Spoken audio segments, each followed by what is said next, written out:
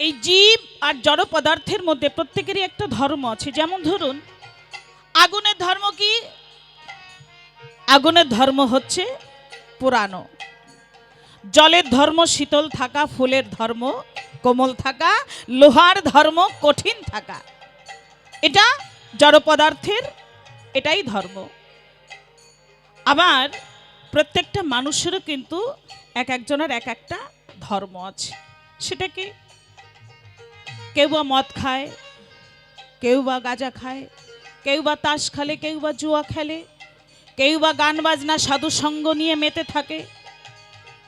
আবার আমার মতো মানুষ যারা, তারা কুভাবনা কুচিন্তা এটা নিয়েই সে বেঁচে থাকে, এটাই তার মূল ধর্ম। তা আমার মনে হয় যে এই সকল ধর্ম, এই সকল স্বভাবজাত ধর্ম যদি ত্যাগ করা যায়, তাহলেই সে গোবিন্দের আতুল চরণ পাওয়া যাবে।